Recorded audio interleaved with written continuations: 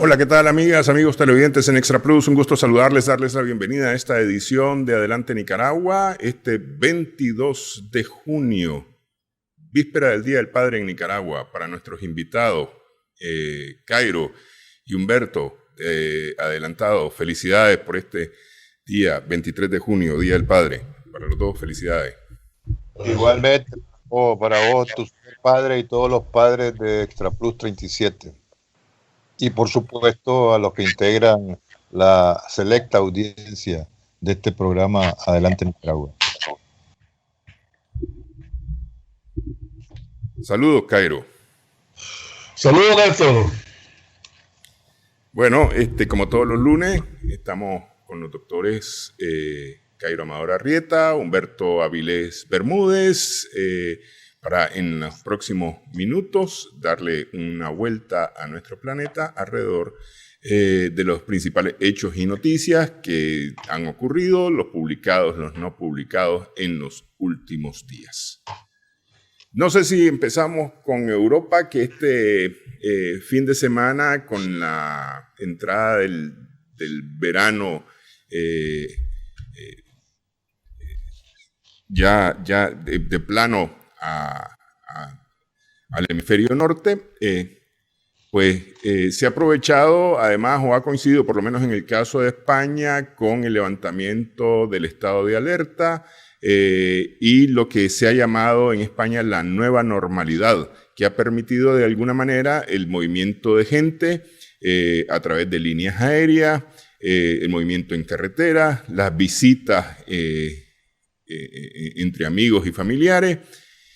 Y en fin, veíamos imágenes, por ejemplo, me parecía que era en Barcelona, donde la policía había tenido que actuar para evitar la cantidad de gente que se había reunido en las playas, muchas más de las que se había permitido que se pudieran reunir. Igual en algunos lugares lo que se llama el aforo, estaban intentando mantener el aforo relativamente raro, ¿no?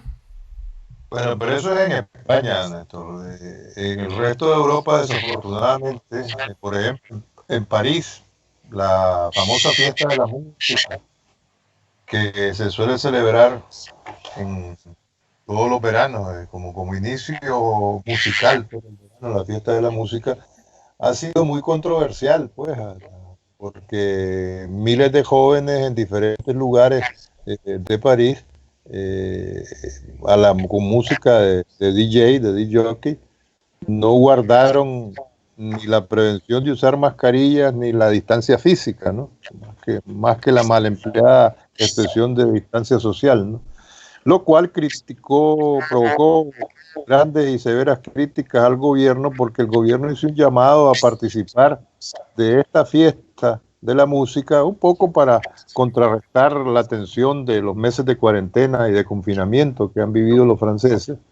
Pero desafortunadamente la juventud mayoritariamente participante en esta celebración musical no guardó las prevenciones y precauciones del caso, lo que despertó una ola de crítica. Y no solamente acontecimientos de anomalías en Francia, sino que en Alemania, este fin de semana, sin ir más lejos, el sábado, hubo saqueo de 40 establecimientos en Stuttgart, ni más ni menos, en la sede emblemática de la industria automovilística, donde fabrican los Mercedes-Benz y los Porsche, por ejemplo, ¿no? Y asaltaron más de 40 establecimientos, una serie de policías heridos al ser atacados con piedras y palos por la población, y no solamente en Stuttgart, sino que hubo también disturbios en Bremen y en Gotinga, ¿no? Hay investigaciones en curso para intentar dilucidar las motivaciones de estos alborotos, estas reacciones airadas de la población alemana. Y de momento lo más que han llegado a decir es que no ven motivaciones políticas de fondo, sino que lo vinculan sobre todo a la ola de protesta por los problemas racistas desencadenados a raíz del asesinato de George Floyd en Estados Unidos. Y esos son los llamados de atención principales con esta puesta de largo veraniega del desconfinamiento, de la desescalada, del intentar volver a la normalidad en Europa. Otra cosa son los procesos electorales en Serbia que creo que vamos a comentar posteriormente. Sí, pero dentro de esa línea que venías mencionando, Humberto, está también lo de Londres, ¿no? Los apuñalados en Londres, 3 muertos, sí. 3 heridos, que la policía dice que es un acto terrorista, pero no lo va a investigar como acto terrorista. No, pero parece que ya lo calificó oficialmente como acto terrorista. Estamos hablando de los apuñalamientos de Reading, ¿no? Sí, correcto, sí. Sin ir más lejos. Que justamente los ha calificado como un acto terrorista, pero considera que no hay una vinculación terrorista como tal, pues. Así es. Esa es la historia de los lobos solitarios, ¿no? Sí, pero justamente eso es lo que por lo menos a lo que yo entendí, es lo que no hay, ¿no? Que no hay un lobo solitario como tal. Es decir, es una persona que acuchilló a otros, pero que no necesariamente tiene una vinculación terrorista como tal. Es decir, es un acto terrorista en el sentido del hecho como tal. Y un acuchillador muy certero, porque ese acuchillamiento provocó 3 muertes. 3 muertes, 3 heridos. Sí. Y rápido. Y rápido, sí. Y ya lo que no sabemos es si podemos decir rápido y sucio, o más bien rápido y limpio, entre comillas. Pero en fin. No, siguen los actos inexplicables de terrorismo y de barbarie en la vieja Europa, ¿no? Perdón. Sí. Bueno, ahí mismo en Europa, la Comisión Europea continúa trabada en cuanto a la utilización de los fondos post-COVID. Están los países más desarrollados, Alemania, Francia, entre ellos, que están de acuerdo en que se ocupen esos fondos, mientras que los llamados países frugales se oponen a la forma de utilización de los fondos.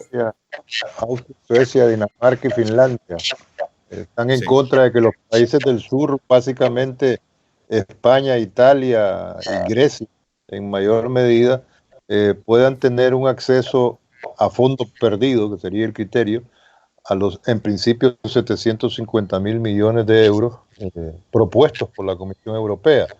Entonces, la última cumbre del pasado viernes 19 de junio, no llegaron a nada los jefes de Estado y de gobierno.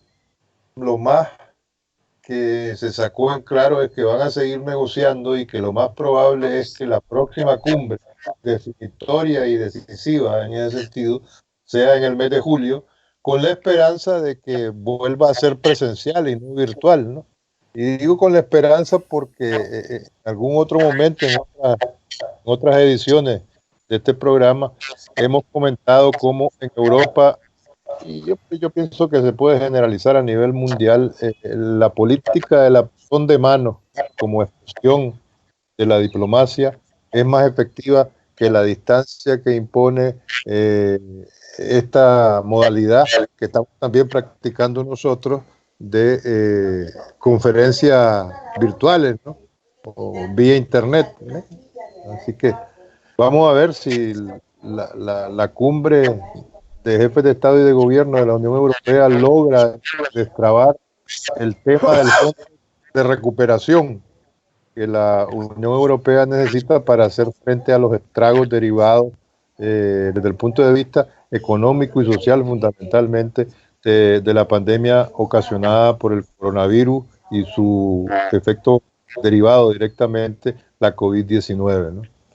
Es interesante porque fíjate que hay un consenso alrededor de pensar de que la Unión Europea va a salir altamente lastimada de esta situación de la pandemia, entre otras cosas, por el sentido de la falta de unión, por no tener una visión precisamente paneuropea alrededor de sentar estrategias contra esta crisis. Acordate incluso de que en un inicio Italia misma pidió fondos adicionales y le fueron negados. Y no solamente eso, sino que incluso importaciones que iba a hacer de utensilios médicos y de equipos, etcétera, le fue desviado. O sea, esto dentro del contexto global de la falta de sentido del espíritu paneuropeo, que fundamentalmente atenta contra el fundamento, contra las bases mismas de la Unión Europea, ¿no? Sí, bueno, pues esto tiene que ver con la famosa política de austeridad económica, ¿verdad? Que fundamentalmente se le cargan todas las culpas a Alemania por aquello de ser la locomotora económica de Europa, y que ahora está un poco sacando el cuerpo o escurriendo el bulto, si se me permite la expresión, Alemania, porque se ha descolocado de la posición de los conocidos países frugales que se oponen a fondos de recuperación, valga la redundancia, a fondo perdido, en el caso de los países del sur de Europa, y está secundando el que pueda repartirse las cargas entre los más poderosos económicamente hablando de Europa, ¿no? Un poco la Merkel está queriendo retomar su original alianza estratégica con Macron para retomar lo que vos aludías, Jairo, el espíritu paneuropeo que ha brillado tristemente por su ausencia en lo más álgido de la crisis provocada por la pandemia del coronavirus, y que ha demostrado que lo que hay es una desunión, sobre todo a la hora de tomar decisiones que resuelvan los problemas más sensibles de la sociedad europea. Y si a eso le tenés que agregar además, si ese pleito interno todavía no se ha dilucidado y ya está de hecho establecido antecedentes de una estrategia que ha sido básicamente cada quien para cada cual, hay el resto del mundo, específicamente los países en subdesarrollo, no tienen por qué esperar mucha acción y mucha dinámica en términos de ayuda, etcétera, etcétera, de parte de la Unión Europea, lo que a su vez le deja el espacio vacío a otros países. Y no es Estados Unidos el que lo va a suplir, posiblemente China. No, posiblemente no. Ya están China y Rusia asumiendo esos vacíos que, como producto del unilateralismo trumpiano o trumpista, ha dejado grandes huecos en el escenario internacional fundamentalmente. Definitivamente. Bueno, vamos a hacer una primera pausa en esta edición de Adelante Nicaragua. Estamos conversando con los doctores Humberto Avilés y Cairo Amador. Regresamos en breve.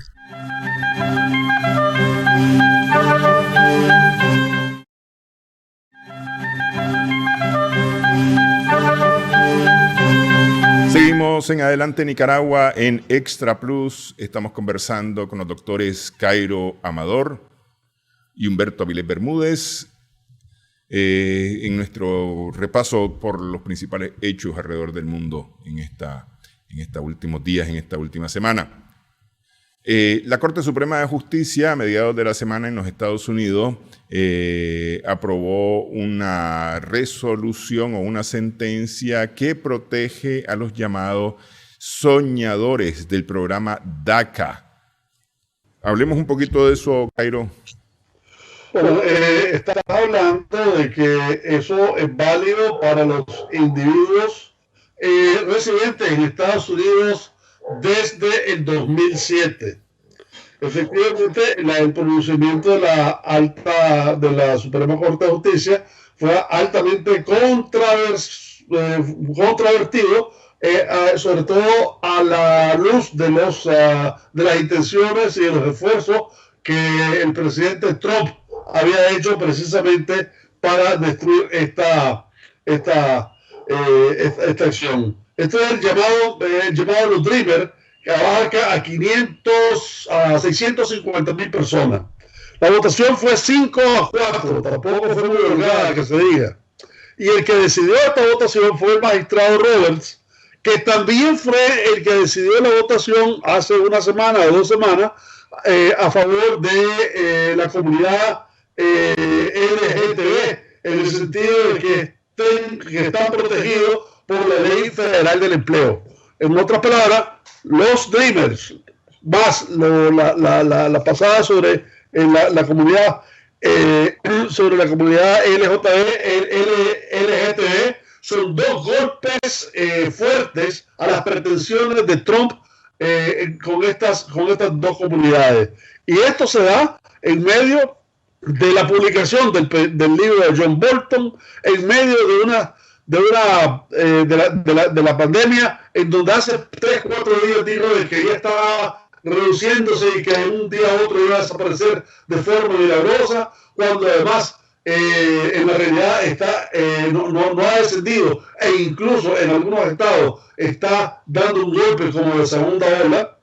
Y encima de eso, las declaraciones, como ya dije, de Bolton, entre otras, una de las más atrevidas, fue de que el presidente Trump habló con el presidente Xi Jinping y le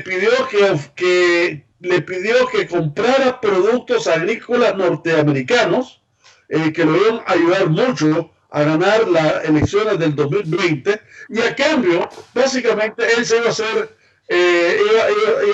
iba a poner la vista en otro lado alrededor del tratamiento que los chinos estaban haciendo en ese momento con la población musulmana uigur. De manera que y encima de eso hizo su primer rally en Tulsa, que le salió totalmente del tiro por la culata, ¿verdad? No solamente eso, sino que revivió en muchas organizaciones muchas organizaciones civiles la memoria de la masacre de Tulsa que ocurrió en noviembre de 1921, en donde quemaron 35 manzanas de la ciudad y en donde mataron aproximadamente a 300 personas. Todo eso revive en estos momentos después de lo de Floyd, después de las marchas que hubieron en Estados Unidos, etcétera, y constituye otro golpe más en contra de Trump. De manera tal que todas las cadenas de Estados Unidos, comenzando por la Fox, que en principio es la que sería que estuviera a su lado, por ser la conservadora, etcétera, etcétera, hasta CNN, hasta la ABC, NBC, etcétera, etcétera, todas señalan en dar una ventaja por lo menos de 9 a 12 puntos a Biden. Sí, que eso es de cara a las elecciones, pero tal vez rebobino un poquito el cassette aquí, y me refiero al libro de Bolton, antes que entremos a lo de Tulsa, ¿no? En el libro de Bolton se había iniciado una causa para evitar que el libro fuera publicado. Este sábado el juez que había recibido esta causa decidió que no había razones para no publicar el libro, de manera que este miércoles, el 24 de junio, va a salir el libro. Ya hay versiones electrónicas corriendo en las redes. Verá, lo que el juez dijo no fue que no hay razones para que no se publique, es que ya está publicado. Hay cientos de miles de publicaciones, y para prueba un botón, vos, Humberto y yo ya lo tenemos de diferentes fuentes, de manera que el libro ya está publicado. Lo que va a hacer ahora es una formalidad alrededor de su publicación, de Simon Schuster. Ahora, le advirtió el juez a Bolton de que efectivamente si contravenía algunos elementos de la seguridad nacional o ponía a Estados Unidos en una situación de riesgo, sería responsable en lo civil y lo penal. Bueno, pero ya ahí Bolton se ha adelantado comentando que él ha trabajado varios meses con el Consejo de Seguridad Nacional, un poco examinando que el libro, que dicho sea de paso se llama La habitación en que sucede, ¿verdad? No incurra en infidencia o violaciones de la seguridad nacional.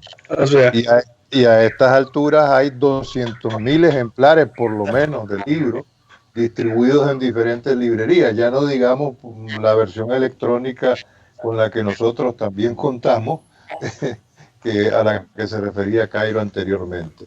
Y volviendo a lo de Tulsa, que fue una estrepitosa derrota para Trump, no perdamos de vista el efecto TikTok, esa app de la web que fue utilizado mayoritariamente por la juventud y los demócratas para demandar por esa vía de TikTok miles de entradas del millón que presumieron Trump y su jefe de campaña, un tal Barksdale, que habían distribuido, previendo que iban a que obviamente el estadio de Tulsa en Oklahoma iba a quedar pequeño, ¿no?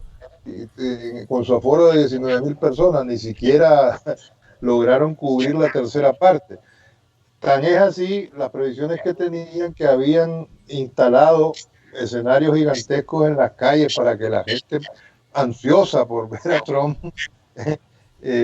presuntamente, ¿verdad?, pudiese esperar el momento en que pudieran acceder al local, pero la presencia de gente era tan escasa, no llegaban ni a 500 personas en la calle, que tuvieron que montar el escenario gigantesco. De manera que el efecto TikTok se suma al disgusto del fin de semana en la reentrée, en la vuelta de Trump a la campaña electoral, ¿no? Y si tenemos en cuenta los... A ver, se nos perdió ahí brevemente, que sigue Humberto. Increciendo. A ver, se Me nos estaba perdiste refiriendo... brevemente, Humberto. Sí. Ya, por eso ya apareció, ¿no? Ok, sí, pero mira, esto de Tulsa, Humberto, de alguna manera los organizadores estaban responsabilizando a los medios, que empezaron a hablar justamente del tema del coronavirus, que había gente trabajando en el montaje de los escenarios en Tulsa que tenía coronavirus, el gran problema que significaba agrupar gente en un estadio, ya lo decía vos, 19,000 personas metidas en ese estadio, no llegaron al tercio. Es decir, de alguna manera hubo alguna campaña previa, ¿no? Yo también. Te perdimos el sonido, Néstor. Oh, perdí. Ok. A ver si me escuchan mejor ahora. No. Ok, vamos a hacer la pausa. Vamos a hacer la pausa en esta edición de Adelante Nicaragua para poder reparar estos problemas técnicos. Regresamos en breve en esta conversación con Cairo Amador y Humberto Vilés.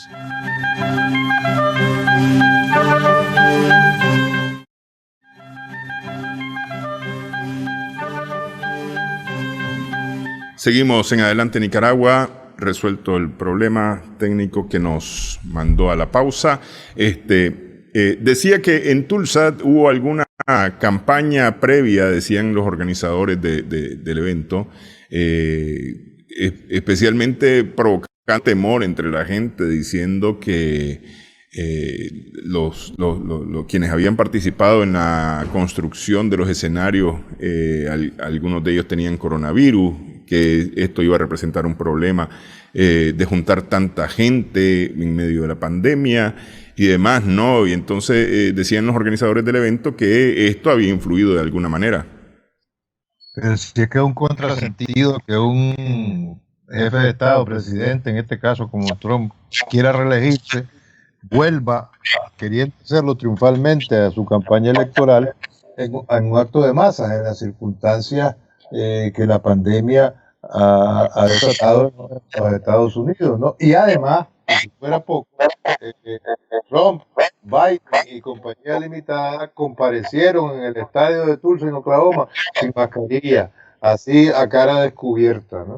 Eso se une al comentario que hacía Néstor al principio sobre la campaña, la presunta campaña de los medios, a la que recurrían como justificación ahí los responsables de la campaña electoral de Donald Trump, comenzando por su jefe de campaña, el tal Barksdale, ¿no? Pero bueno, en fin, de todos modos, y ya lo mencionaba Cairo, los datos de las últimas encuestas no favorecen para nada al presidente Trump.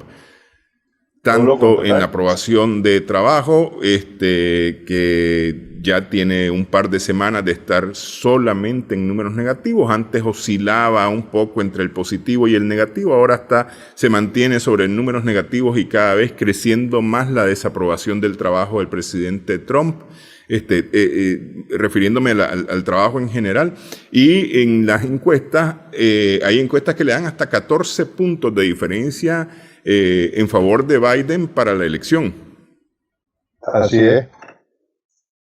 Pero para que Fox News le dé entre 9 y 10%, ¿verdad? Ya es bastante. Sí, porque Fox News ya sabemos. La línea, etcétera, ¿no?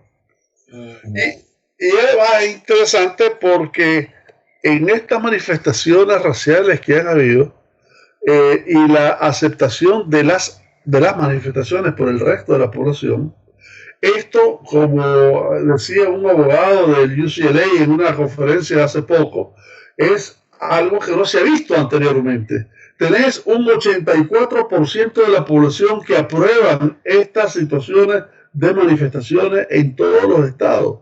Tenés incluso en el Atlántico, en Europa, manifestaciones multitudinarias en Londres, en París, en Berlín, alrededor del tema, que no lo tenías antes tampoco.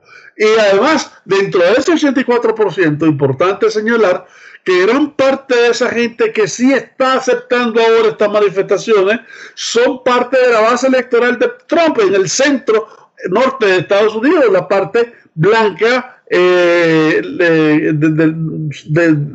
la parte blanca no profesional, que fue básicamente uno de los ejes del triunfo de Trump. Sí, al grado que, es decir, el apoyo, digamos, a este movimiento de protesta ha llegado a tal grado que te mencionaba yo, Cairo, la semana pasada, en una conversación, que hay empresas que se están dedicando a hacer evaluaciones sobre sus marcas, sus logotipos. Por ejemplo, la que elabora las harinas para pancake está pensando en cambiar el logotipo de la negrita, la tía Gemina, cambiarla porque representa el esclavismo.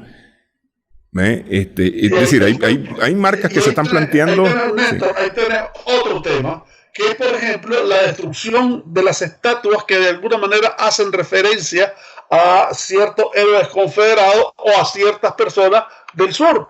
Y entonces el debate básicamente se cernía entre lo que es una herencia cultural y lo que es qué es lo que significaron esas personas a quienes se le está dando ese homenaje en la estatua en su momento determinado. Y resulta que en el caso de Nashville, Tennessee, un señor Grant que está en una estatua, ese señor fue negrero, colaboró con las reservas, para hacer la reserva de los indios, etcétera, etcétera, y además masacró a un batallón de negros que colaboraban con la Unión en tiempo de la Guerra Civil. O sea, el tema entonces está, por un lado, el hecho de que no necesariamente es una situación cultural propiamente dicha, sino que además las estatuas que están de alguna manera siendo derivadas no fueron hechas alrededor de la Guerra Civil ni después. Algunas fueron hechas en 1970, como una Charlottesville, otra en 1960, y alrededor de cada una de ellas siempre surgía un movimiento contra la población negra. En el 68 fue Watts y Harlem, en el 70 fue Los Ángeles, etcétera, ¿no? Pero sí que lo que está claro es que toda esa estatuaria de grandes personajes que de alguna u otra manera tuvieron que ver con el racismo, cuando no con el tráfico de esclavos, están sustentadas en el famoso principio sin final, desafortunadamente, de la supremacía blanca o de la superioridad racial una presunta superioridad racial de los blancos. Y ese es el meollo del núcleo, si es que se le puede llamar filosófico, si es que hay filosofía o ideología en el pensamiento trumpiano, ¿no? Así van las cosas, ¿no? Claro, es que no es lo mismo, por ejemplo, una estatua al general Lee, ¿verdad? Que, o sea, de paso, era el director de West Point antes del conflicto de la guerra de secesión, o Jackson, a los que estoy mencionando, tipos que las estatuas y demás le hicieron en este siglo o a finales del siglo pasado y que representaban lo más duro, lo más fuerte del Ku Klux Klan y de esas actitudes racistas y criminales, ¿no? Pues sí, es lo que a lo que estamos aludiendo, ¿no? Y ya no digamos el efecto en la Gran Bretaña. Se vieron obligados a retirar de la Universidad de Oxford, de uno de sus colegios, la estatua de Rhodes, del fundador de Sudáfrica, pues. Sí, que se llamó Rhodesia, ¿no? Porque el hombre estaba hasta el cuello metido en la discriminación y en el tráfico de esclavos. Bueno, en medio de todo eso... Y recuerdo también en los últimos años de Trump, de Obama, el billete de $20 que tenía la efigie de el general Jackson. Hubo una gran polémica y resulta que el general Jackson, que efectivamente tuvo su rol cuando los británicos llegaron a quemar la Casa Blanca en 1812, 1814, etcétera, pero después el tipo era un gran esclavista y además como presidente fue el que hizo las reservas de los nativos, de los indioamericanos. Se sustituyó por una mujer y una mujer liberta pero que yo creo que Trump en los primeros años de su gobierno echó para atrás todo eso. Bueno, pero las estatuas no solamente en los Estados Unidos, también hay estatuas en otros lugares del mundo, como por ejemplo la de el navegante genovés Cristóbal Colón, que han sufrido vandalismo justamente por lo que alguna gente cree que representan, ¿no? Miraba este fin de semana imágenes de personas armadas del movimiento Las Vidas Negras Valen, ¿no? Importan, que están protegiendo a los que están vandalizando los monumentos, pero están armados además. Es decir, ya esta es una contraposición a los armados de la supremacía blanca. Sí, no, pero desde hace rato hicieron actos de presencia públicamente armados los militantes del movimiento Black Matter Life, ¿no? Y en California hasta la estatua de este fraile español de la colonia, Fray Junípero Serra, fue vandalizada y derribada, ¿no?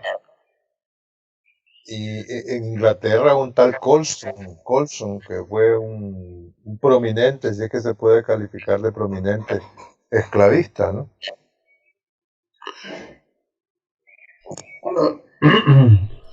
Aprovecho yo entonces para preguntar, ¿se está volviendo de alguna manera racista esta protesta antirracista? No, yo creo que de nuevo, distinguiendo lo que es los elementos históricos, y ahí hablé de la estatua del general Lee, del general Jackson y Beaumont, etcétera, etcétera, es una cosa que además se hicieron alrededor del mismo conflicto armado, y otra es una serie de gente que no tuvo esa estatura de los anteriores, pero que sí fueron fundadores del Ku Klux Klan, o fueron esclavistas, o fueron antinativos, que también vale la pena agregarlo. Eso pues necesariamente son totalmente cuestionables, ¿verdad? Y es correcto que lo sean. Después de todo, una estatua tiene que representar, tiene que tener un contenido histórico positivo para la población. ¿Qué tanto daño le ha hecho este movimiento a la presidencia de Trump? El movimiento no tanto alrededor del estatuario, sino alrededor de toda la movilización que hubo, es un despertar de la conciencia americana y la conciencia mundial hacia el racismo y hacia un presidente que en un momento determinado, en Charlottesville, por ejemplo, rehusó condenar el racismo de los supremacistas blancos y que ha querido eludir el problema, ha querido invisibilizar la problemática. Yo creo que desde esa perspectiva esto viene a contribuir como un eje principal alrededor del deterioro, de la percepción de deterioro de la presidencia de Trump. También es así que en una encuesta que hicieron la semana pasada, no fue la parte económica la que primó en las encuestas, sino el sentido de las huelgas raciales, que fue el que ocupó el primer lugar, más allá del COVID incluso. Bueno, pero es que quien más daño, en mi opinión, ¿verdad?, le ha hecho a Trump y a su presidencia es el propio Trump. Sí, porque ahora estamos asistiendo a un efecto boomerang ya de esa referencia a la que mencionaba Cairo, ¿no? Lo de Carlos Quilce, negarse a reconocer la discriminación, el racismo, ese sustrato disque ideológico de su discurso y de su accionar. No vayamos más lejos, no solamente se trata de una discriminación y de un racismo contra la gente de color, contra las personas negras, no. Recordemos cómo se expresaba al principio de su presidencia Trump sobre los países latinoamericanos, sin ir más lejos, ¿no? Decía que era un hoyo de mierda, con perdón textualmente, una triste cita, nefasta y totalmente célebre en la historia de la infamia, pues, de los gobernantes de los Estados Unidos. Entonces ahora estamos asistiendo a un efecto boomerang, no solamente de la unilateralidad de sus decisiones en materia de política nacional, sino en materia internacional. Él jamás esperó, ya vemos cómo se refería a la pandemia del coronavirus, que era mentira, que no existía, que era una gripecita, pasando por los episodios disque anecdóticos, pero que más que anecdóticos. ¿Perdón? Entonces, no, se metió un eco ahí. Pensé que estaban diciendo algo, ¿no? Entonces, en síntesis es eso, ¿no? El peor enemigo de la reelección de Donald Trump a estas alturas, me temo que es el mismo Donald Trump. Y además, cada vez más evidente y mayor su incapacidad manifiesta para reflexionar y reconocer grandes errores. Cairo. Bueno, entre otras cosas, porque hablar del racismo acá sería remontarnos, como lo hicimos la vez pasada, al hecho de que el racismo para efectos de Estados Unidos es parte de su contradicción fundacional, ¿eh? Una contradicción que además no se han superado y que, dicho en cortas y simples palabras, constituyó el primer apartheid en la historia del mundo, ¿verdad? Y que no ha sido plenamente superado. Ahora, el caso es que en esta ocasión, estas manifestaciones de los afrodescendientes, etcétera, etcétera, están acompañadas por el sentimiento solidario de los blancos, de los latinos, de los asiáticos, de los musulmanes, etcétera, que lo hace una situación singular en la historia reciente del movimiento afrodescendiente. Ok, hacemos pausa en esta edición de Adelante Nicaragua. Estamos conversando con los doctores Humberto Avilés Bermúdez y Cairo Amador Arrieta. Regresamos en breve.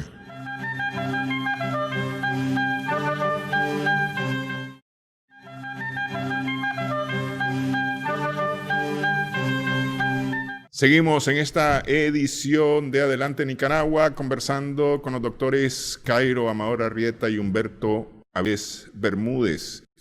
La semana pasada se revivió un conflicto que tenía ya 50 años de no llegar a los límites a los que llegó, y lo peor es que hubo 20 muertos según la India, sin que se llegara a dar un solo tiro en un enfrentamiento entre efectivos del ejército de China y el ejército de la India en una región fronteriza entre ambos países. Entiendo yo que es en la región de Cachemira, que es una región que está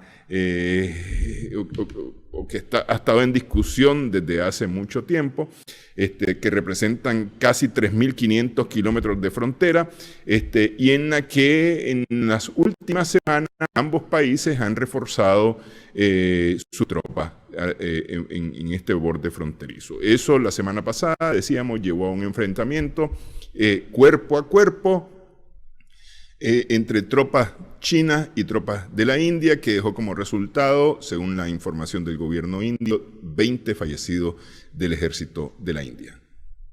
Y se dice que 40 del ejército chino, pero se dice sin confirmarse. La gravedad de todo esto radica que estamos hablando no solamente de los dos países más poblados de la Tierra, ¿no? La República Popular China y la India, sino que además tienen los dos ejércitos más numerosos en cuanto a efectivos militares. Estamos hablando de 1.400.000 en el caso de la China y de 1,5 millones casi en el caso de la India, ¿no? Y ojalá estos sean solamente unas refriegas donde se enfrentan prácticamente con piedras y palos, pero me temo que no es así. Porque además, tanto China como la India estamos hablando de la segunda y la tercera potencias nucleares del mundo, ¿no? En el caso de China, un arsenal de 320 ojivas nucleares. En el caso de la India, 150, más o menos aproximadamente. Y ambos países contando con tecnología militar, infraestructura logística para disparar por diferentes vías aéreas, teledirigidas, etcétera, bombas nucleares, ¿no? De manera que esto es algo más que una escaramuza fronteriza en el territorio de Cachemira. Habría que ver qué comentario al respecto tiene Cairo. Bueno, tres cosas adicionales. Una sucede en la misma semana o a distancia de una semana del conflicto de Corea. Y hablar de Corea y específicamente de Corea del Norte no es linda a los chinos de tener cierta presencia alrededor de todo eso. Se habla mucho de que efectivamente la solución del conflicto de Corea pasa por Beijing, pero también se habla también de que gran parte del conflicto de Corea del Norte es de alguna forma inducido también por Beijing. Lo segundo es que la situación de China en este momento es muy particular. China ya se está recuperando económicamente de la crisis que le provocó la pandemia. Es más, dentro de la geopolítica que se está viendo, el Economist, por ejemplo, dice de que todo esto, la pandemia, lo que va a hacer en cualquiera de los casos es aligerar el paso del poder político hegemónico del oeste al este. Así las cosas, también están en conflicto con Hong Kong, en donde Trump está en una posición injerencista alrededor de Hong Kong. Y también está el problema con China, con China y Taiwán, en donde Estados Unidos le acaba de aprobar una tercera venta de armas, y en la semana pasada también hubo una advertencia por parte de Taiwán de que su cielo abierto ha sido invadido por China en unos vuelos de unos Sukhoi, etcétera, ¿verdad? De manera que tenés conflictos con Taiwán, conflictos internos con Hong Kong, el conflicto con Corea, y ahora el de la India. Es muy delicado. Y además, en la parte de Cachemira, ¿verdad? Cachemira también tiene fronteras con Pakistán, que son los conflictos que hablamos el año pasado, precisamente, con toda la situación que se presentó el año pasado. ¿Por qué no habían armas? Entre otras cosas porque hubo un acuerdo hace años de que a 2 kilómetros de la frontera ninguno de los ejércitos iba a aportar ningún tipo de arma. No portaron armas, pero portaron garrotes y algunos enrollados con alambre púa, etcétera, etcétera, ¿verdad? Los de los chinos, dice Humberto, que son 40, no se sabe oficialmente, pero seguramente hubieron unos cuantos. De nuevo, esta escaramuza tiene todas las posibilidades de engendrar un efecto de bola de nieve, pero de pronto ya en muchos estados de la India hay movimientos políticos, han habido manifestaciones y han habido incluso declaraciones de gobernantes de querer poner una especie de boicot a los productos chinos en una posición un poquito más adelantada en términos de la confrontación. Esto, por supuesto, habría que verlo muy de cerca porque encierra todo el peligro de un conflicto mucho mayor. En la India, la semana pasada hubo un hashtag justamente llamando a boicotear los productos chinos, que se hizo viral, se hizo tendencia durante la semana en la India, ¿no? Y efectivamente se vio imágenes de gente destruyendo algunos productos chinos, incluyendo televisores de pantallas planas y demás, ¿no? Además de banderas, ahí vemos por ejemplo fotos del presidente Xi Jinping, en fin, ambos países han llamado a mantener la tranquilidad, a mantener un clima de paz, sin embargo continúan moviendo tropas. Sí, y en ese marco de paz ya regresaron creo que a 12 soldados de la India, incluyendo un coronel y 2 mayores, no eran soldados rasos, ¿verdad? Pero está por cada lado está ya militarizada las dos partes de la frontera. Sí, tal vez solamente por una cuestión de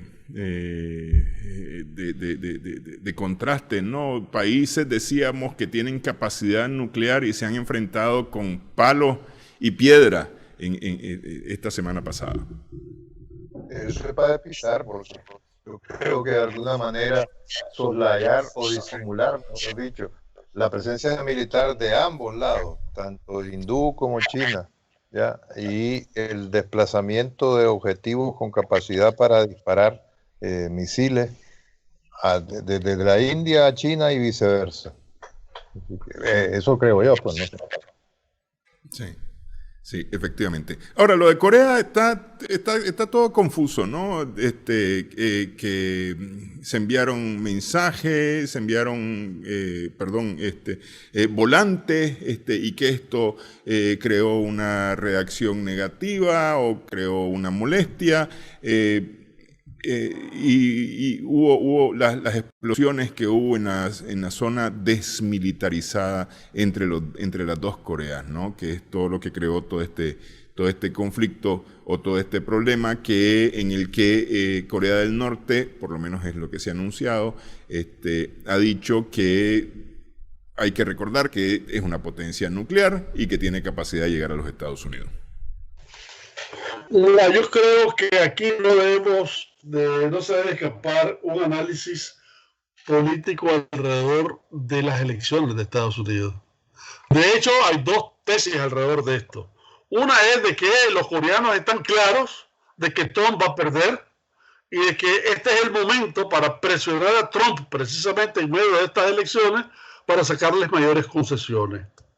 La otra es todo lo contrario. La otra es que Trump, sabiendo de que está perdiendo, de alguna manera necesita este tipo de conflicto para desviar la atención y tratar precisamente de ganar terreno. Y aquí, ojo con esto, ¿no? Porque en lo personal yo sí creo de que Trump es capaz de cualquier cosa para tratar de llegar de nuevo de mantenerse en la presidencia de Estados Unidos.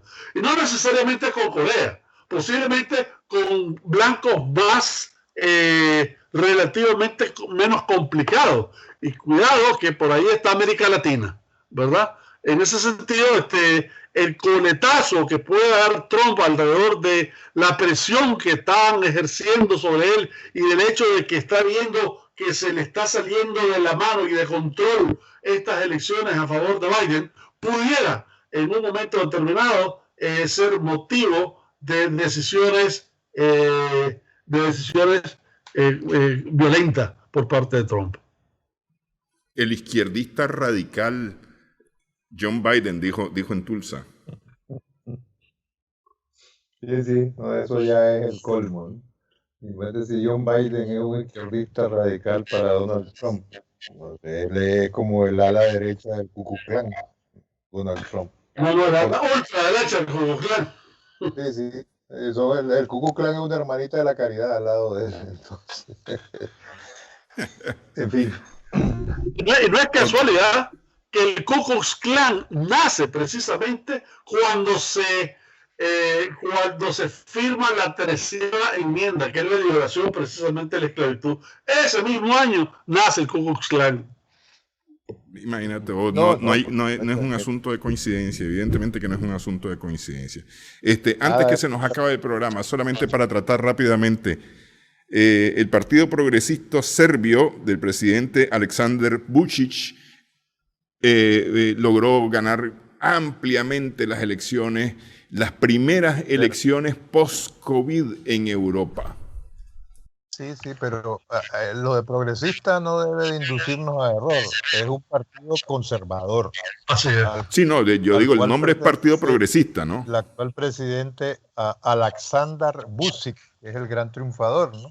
Porque con el 61% de los votos contabilizados obtuvo el 61.24% de los votos, lo cual se traduce en 189, 190 escaños de 250 que tiene el Parlamento serbio, ¿no? En segundo lugar, su aliado, que es el Partido Socialista de Serbia, que su líder es otro Aleksandar Spasić en este caso, y que con el 10.43% de los votos va a tener previsiblemente, según las proyecciones, 32 escaños. Y en tercer lugar, a bastante distancia, la Unión Patriótica Serbia, que con un 3.75% de los votos le proyectan unos 12 años, ¿ya? Se calcula a estas alturas, las proyecciones calculan que estas elecciones tuvieron una participación del 48%, sujeto a verificación. Creo que nos han vuelto las dificultades de sonido. No sé cómo está recibiendo Cairo y Néstor. Yo estoy escuchando bastante interferencia ahorita. Adelante, compañero. Bien, se te escuchaba, Humberto. Bueno, sí, se escuchaba bien, Humberto. Bueno, era yo que estaba teniendo interferencia. Pues es interesante esa combinación, ¿verdad?, de un partido conservador con un movimiento socialista, ¿verdad? Como que no hace clic el asunto. Sin embargo, de nuevo, fueron las primeras elecciones después del COVID. Esa fue su gran audiencia europea, que entre otras cosas ha valido que estuviese en las primeras planas de todos los periódicos. Dentro de la composición política serbia, indiscutiblemente, ya hay una tendencia a la concentración del poder, que antes hubo sobre todo después de Milosevic, hubo una gran dispersión, ¿verdad? Eso no necesariamente ni es bueno ni es malo, pero por lo menos es una situación que tiende a reformar un tanto la política serbia. Sí, solamente acoto ya para cerrar el programa, Serbia es una ex república de lo que fue Yugoslavia, una de las 6 repúblicas que conformaron la Yugoslavia y que en los años 90, tras dividirse el país en estas 6 repúblicas, inició una guerra en contra de varios de las repúblicas que conformaban también la Yugoslavia, Bosnia-Herzegovina, contra Montenegro, contra Croacia, principalmente, lo que dejó cualquier cantidad de muerte en lo que se llamó la Guerra del Báltico. Justamente mencionabas a Milosevic, que estuvo implicado en crímenes de guerra, ¿no?